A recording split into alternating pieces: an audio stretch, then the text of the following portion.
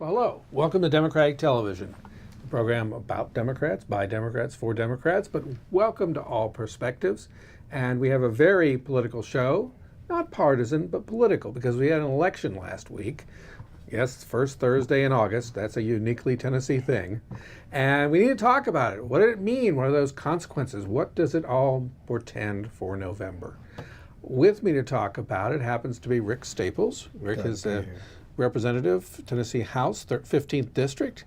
Has been there. Fabulous 15th. The fabulous 15th. Right. How long have you been representing the fabulous 15th? It's going on 3 years now. Okay. Yeah. All right. So. And you are uncontested, so let me be first to wish you a good re-election.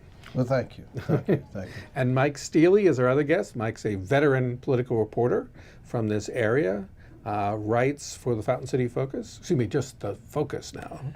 I've been trying to get it to be East Tennessee Focus. East Tennessee Focus. Right now, right. we're the Knoxville Focus. The Knoxville Focus. And so we have this election to go over. I think I'll start with the reporter. I'll start with Mike and ask, as a reporter, what is your lead? What is your big story coming out of Thursday night's elections? Actually, I've written it, and the lead for the Democrats would be the Democrats' turnout in force. Mm-hmm. The Republicans took the seats, but the absolute turnout and the effort by various leaders, including Emily Gregg and Gloria Johnson and Rick and many others, caused a surge in the Democratic vote. Mm-hmm. Yeah, when I look at the early vote numbers, I believe the Democrats had gone up by more than 100% over 4 years ago. The Republicans about 7%. So something was going on there. And Rick, your best thoughts on what was happening there? We have to really look at that 46%, we were talking previously, before the show recorded, 46% of Americans who could have voted did not vote in this last presidential election. And Democrats, we were trying to figure out, how do we lose the middle class? How do we lose the white working class? How did blacks stop supporting the Democratic Party? And so these were groups of individuals that had always been a Democratic base, but we didn't have them anymore. And it seems like people were wanting and falling for the rhetoric of, this is the reason you've lost your job, and Democrats aren't pushing for a strong economy. We're not pushing for good paying jobs, and that's always been who we are. And putting out good candidates and having good leadership caused this great surge. And the numbers show that we're out there, and we can put together good candidates that can challenge for these seats. And we got around 35 to 40% of the vote in this primary election. In the countywide seats. In the countywide seats, which that's something to grow off of, because if we can capture and keep that 35% and add another 15% to that, because we put out some quality individuals, that's something to build off of. That's a great stable base to start with. Mike, as Rick mentioned, a large number of candidates. Can you remember a time when Knox County had Democrats running for every state house seat? No. Okay, it's been that long. I could remember a time when Knox County had Democrats running for sheriff. Well, true. Countywide it's difficult to entice candidates. I want to say one other thing about the turnout, and although I was not a Bernie Sanders supporter, I've got to say that the Bernie Sanders supporters came into the Democratic Party this last 2 years and energized it. Mm-hmm. And you can see that among the officials in the party now, and those people knocking on doors. And you think about other groups like Blue Dots and Indivisible. You've been to their events, Rick. They come from all over, but a lot of them were not politically active. What's motivated them? I think people couldn't find their place in politics. I think with Bernie reinvigorated a lot of our young people that didn't really understand what party politics were, what their politics were. I think some of the debase and awful things that have been done and said about women really invigorated and organized the Blue Dots to get out there, and they started understanding that they had the same mindset of the Democratic Party. And they looked at social issues that needed to be addressed, that needed to be brought to the forefront. And they were willing to champion those issues, bring them to the forefront, force conversation. And that's what growth is about, forcing conversation, not being in the shadows, and forcing people to answer, what is it you're going to do? What is your plan to make things better? How will you address this? So groups like Indivisible, groups like the Blue Dots, our progressive young Democrats have really caused a great surge that we need to take off and move forward, I think. Yeah. That's very similar to what happened to the Democratic Party between 1968 and 1972. When the young Democrats, at one point there, I was the vice president of Tennessee Young Democrats. The Young Democrats came into the party, brought energy to the party, and really, for the most part, even nationally, took the party for 4 years or so. Unfortunately, they came in too late to elect Hubert Humphrey. Yeah. But a lot of us didn't vote for Humphrey because of Chicago and because of Mayor Daley. But beyond that, they stuck with it, and we had the nominees the next two elections. I was a 15-year-old volunteer for Georgia McGovern. I remember that quite well. But let me swing it around a little bit. You didn't mention the word Trump, but I have a feeling that's behind what you're talking about. That some of this extremism, some of this anti-women rhetoric, anti-minority rhetoric, the bitter divisiveness of the man has people saying that's not us. Is that, can I read that into what you said, Ray? Well, I think it is. I think Trump will, over time, be proven to be one of the greatest showmen of all time, because it's a constant act and showmanship, almost as if he's running a circus instead of a country. I was just thinking P.T. Barnum. He's right. That's the ilk he comes from. And looking at what's happening to our country and how divisive we become, it's saddening. Right. And somebody has to speak to that and do something about that, because we do more together than we do apart, and we have to. There's some a chasm, right, in some instances. Well, look at who's being fielded as candidates around the country. Down in Georgia, we have a great candidate, Stacey Abrams, who would be the first African American woman to be elected on her own to be a governor. She's a great person. She has a strong chance of winning that race. In Michigan, we're going to have an election. One of the Democratic candidates would be the first Muslim governor. Okay, we have record number of scientists running, most of them as Democrats. Record numbers of African Americans, record numbers of women seeking office, and I think this is a reaction to that. Do you find the same, Mike? I think so. I think there's three other people who sort of played in the upsurge of Democratic voters. I think Renee Hoyos, Gloria Johnson, and more so than anybody, Phil Bredesen. Yeah, I think and if you look at the vote that Phil Bredesen got, and you look at the vote that Linda Haney got, they were very comparable, and they were beyond the normal Democratic vote. Right. There are a couple thousand, maybe 3,000 votes in both those races that weren't Democratic primary votes. They were crossover Republicans and independents. And that's a good sign for the fall. Let's jump forward to the fall for just a second. If you had to look at the local races, handicap, which are the best places for a Democratic pickup? Where would you say? I think you have to go in and obviously you're going to say Gloria Johnson. That it just seems ripe for her to reclaim that. I agree. I think this is her. Right. This is her year. That would be a pretty significant blow if Gloria didn't win that race. And then I think secondly, looking at the numbers, Greg McKay has a really, really good shot at pulling that out. There's a lot of Democrats that moved out into that area. Yes. So I'm really looking at Gloria and Greg's race to kind of see how that looks. And I think if you look at Martin Daniels' record on haranguing UT rather than supporting UT, that doesn't serve his district. And I think that if you look at Greg McKay, who's an experienced, moderate guy with a good record as being the election administrator, I agree that's another potential pickup. Any others you would add, Mike? Ones to watch at least? No, right now I'm drawing a blank because I did a review of all the local races. Those were the two that I spotted.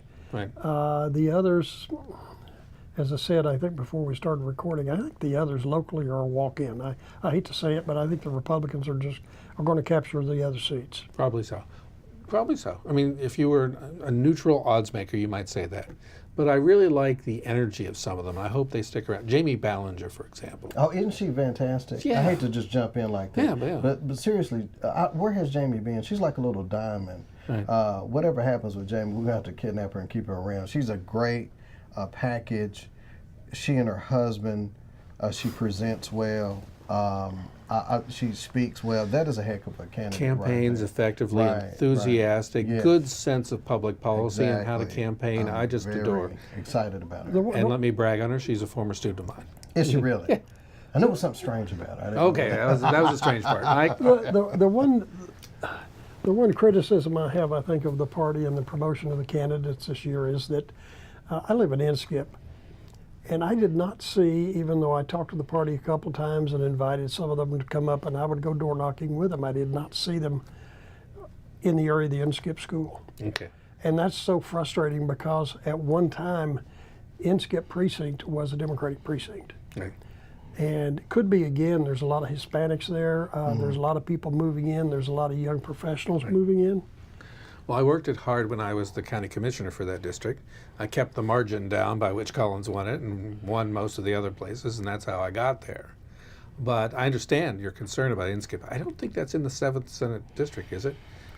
No, it's No, okay. not. But I was talking about the Oh, other brother, races, Linda- and that's Linda Gloria. Haney. That's Linda Haney. Gloria's district. And in Gloria, absolutely. But we still have to, if you don't mind me saying, we still have to do some investigation and some strategy because we still need to capture that white working class Right. and to make sure we still have secured the African American vote in the Democratic Party. That speaks to, because the Inskip community is a working class community. It is. Right. And we have to go back and get those. If I can, Professor, add one more thing about Jamie Ballinger. It's about also recruiting and having excellent campaign managers. Yes. And Feroza has done just a tremendous job in managing Jamie Ballinger's campaign. She's proven to be a talent. And when you get talented campaign managers, you have to keep them and cultivate them. So I just wanted to add that. Let's also talk about the 2nd Congressional District. I mean, granted, a Democrat, if you were to look at it, doesn't have a chance. But if there ever was a year, this would be the year. The anti-Trump, the blue wave, a career politician like Burchett versus a fresh face like Rene Hoyos, who has experience nonetheless. Is it possible? Can I have dreams that one is the surprise of the night? The Republican primary was down and dirty. Yeah. People get alienated by that. Unfortunately, by the time it comes to the general election, a lot of people say, well, that's okay. Well, they had like 7 candidates. Yeah. Yeah. But it was really between the two. Matlock and Burchett. Matlock and Burchett.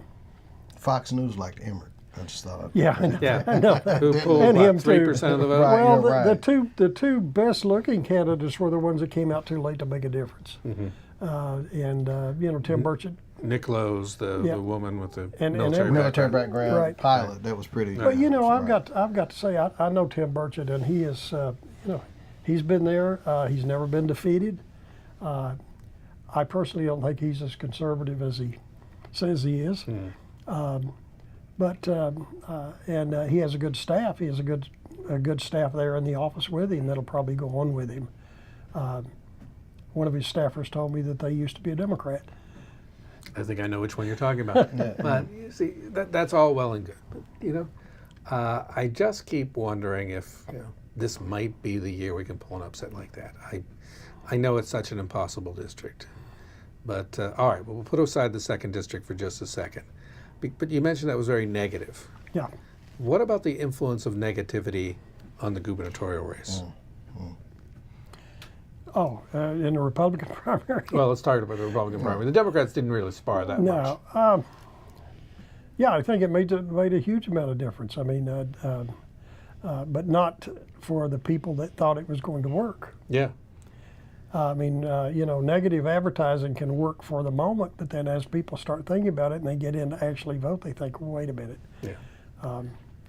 It's going to be an interesting race. And I think, like you said, I think if we have a year for a Democratic governor, I think Carl Dean may be. He would be the best shot at it. Yeah. They're trying to get. I think people are really looking at their income, their paycheck, their bills, and rates going up. They don't have time to absorb negative energy. Yeah. And people right now aren't that in love with politics and politicians as is. And then when you go ugly and nasty like that, well, they're trying to figure out if they're going to pay KUB or the Cardinal, and they don't want to hear that kind of thing. So your answer to both this question and the appeal to the working class voter is kitchen table issues. Right. Your paycheck, your health care, your kids' schools. Because those are voters. We forget something, because everybody at this table is a political. And we can come up with strategies and political think.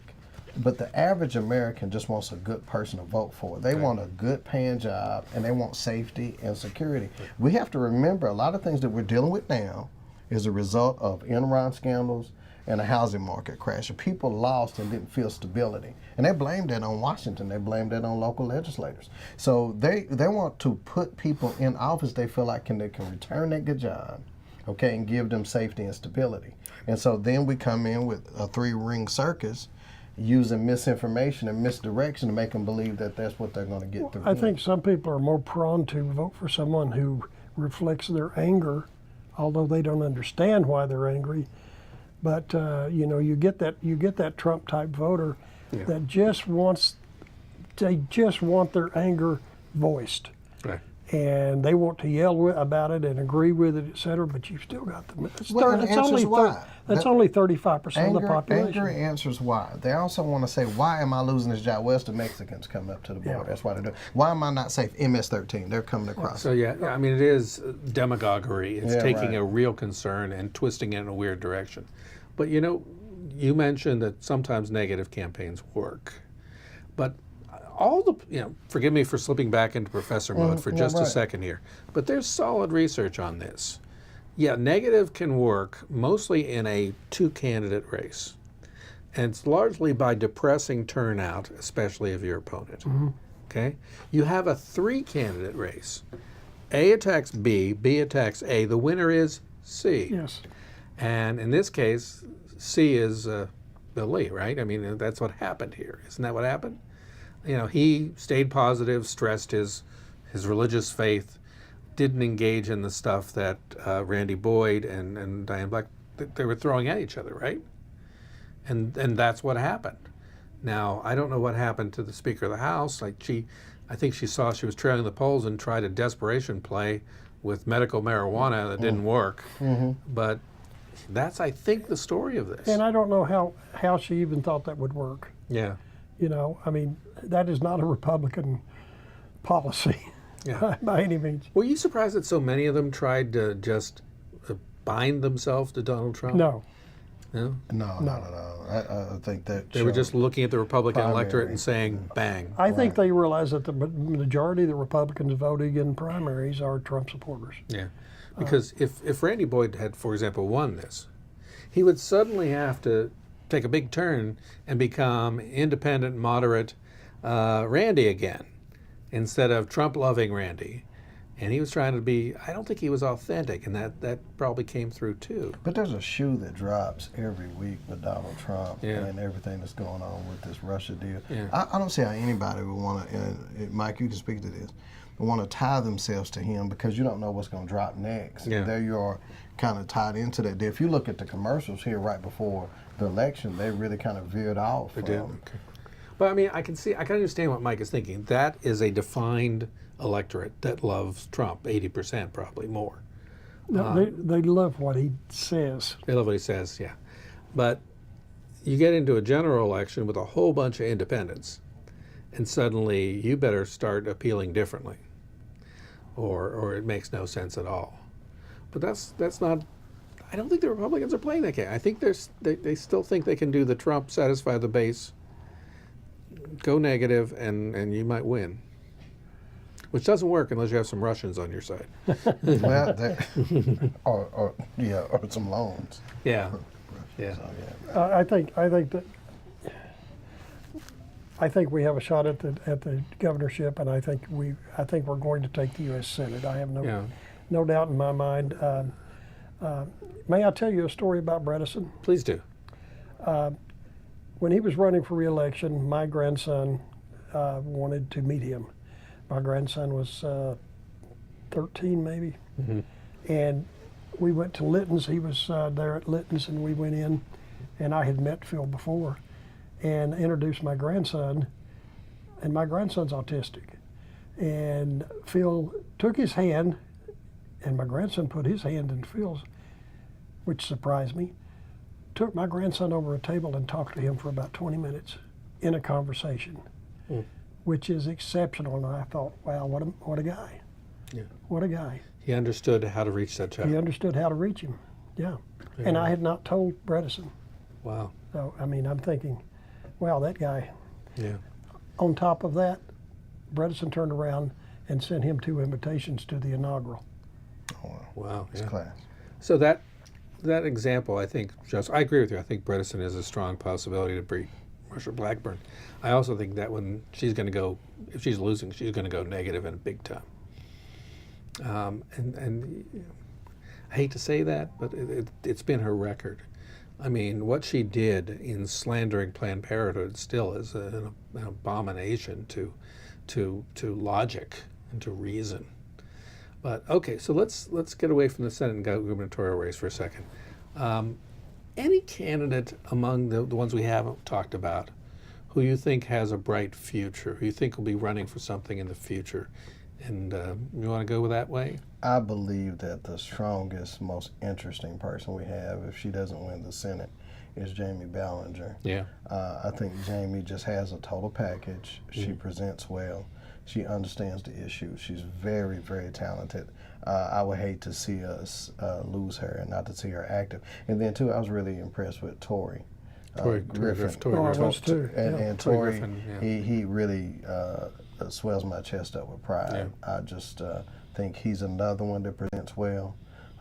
He really worked hard, knocked on a lot of doors, so I hope we're able to keep Tory interested and active and cultivate him as well. Yeah, I think that's true. I think Daniel Gerke's a fine guy. Colleen Martinez. Forgive me, Nelson, isn't it? The 19th? Young Edward Nelson. Young Edward Nelson. Right. He is fun. He is an he's a uninhibited, burst of free energy. spirit He who talks really what's on is. his mind. Right. So, I mean, if you look at the group of candidates, somebody from there, even Sherry Ridge may run again for something.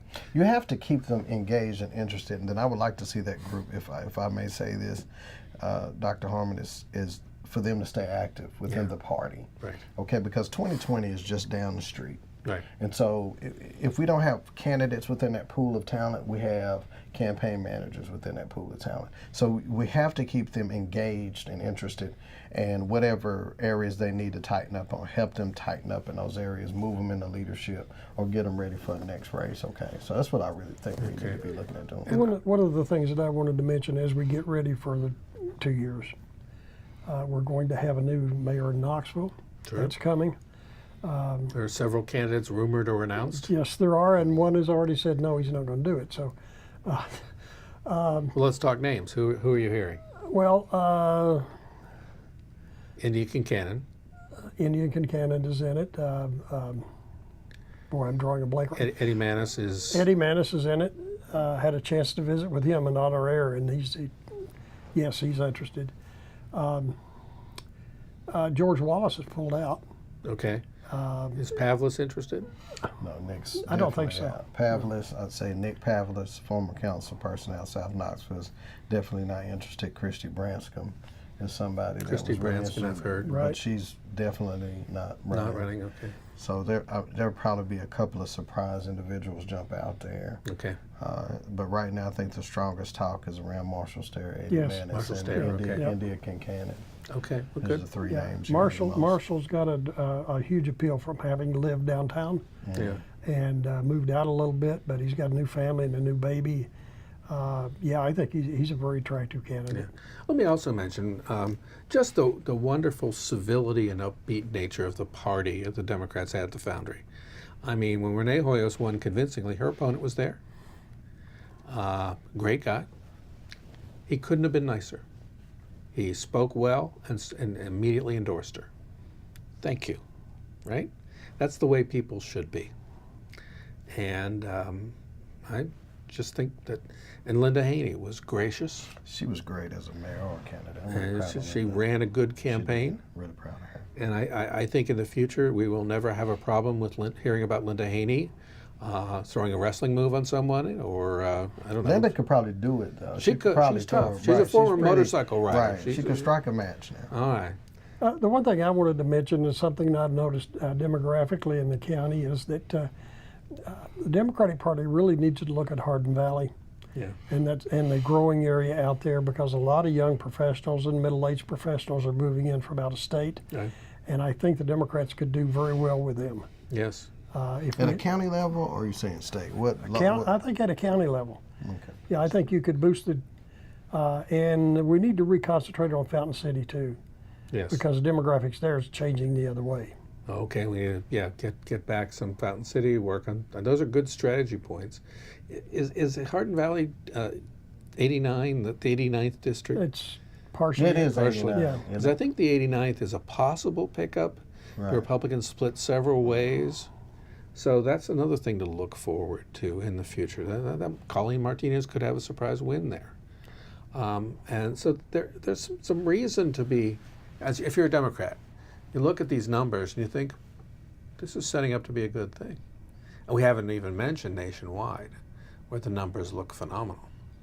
So we will take that note to talk about campaigning and phones. Why not? It's a good reminder. Social media, phones, Telemarketer. telemarketers. Have you discovered new ways of campaign? How is campaigning different from when you first ran for office? I'm glad you asked me that. One, dogs haven't gone away. They're still out there and pretty much loose and waiting for you to come up. Second thing that I found is people were really, when I started running for office and helping with campaigns, people really wanted you to knock on their door and talk to them. Right.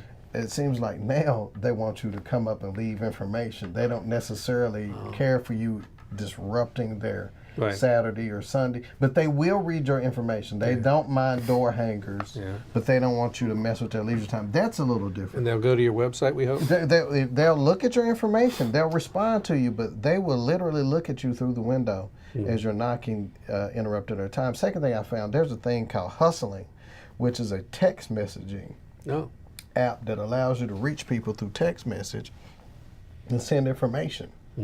That's new. Right. It seems to be really work. Dr. LaKenya Middlebrook kind of turned me on to that deal. So a couple of things have changed with technology. Okay. What have you noticed in terms of campaigning and how it's changed over, say, the past 5 to 6 years? Well, obviously it's more online now than it ever has been. Not only at websites, but on Facebook and on Twitter, et cetera, et cetera, et cetera. And not so much by the candidates, but by their supporters. I have noticed more and more people unfriending other people. Oh, yeah, the viciousness of it all. Yeah. Or passing along bizarre rumors and things. Yeah. That's I have the to bad say, part. likes don't transcend into votes. Though. No, they don't. That's Yes, right. people are misnomers. If you get a lot of likes, that don't mean they're Likes going to don't mean support. votes. Yard Right. signs don't mean votes. Yes. Votes and supporters mean Right, votes. right. So I want to thank Rick Staples. I want to thank Mike Steely. You guys have been a great panel to thrash out what happened on Thursday, August 2nd, and I think it bodes well for the November elections. And I want to thank the audience for listening in. This is DTV. We'll be back at it again every Friday to look at politics from the perspective of Democratic television. You have a good evening, and we'll be back soon.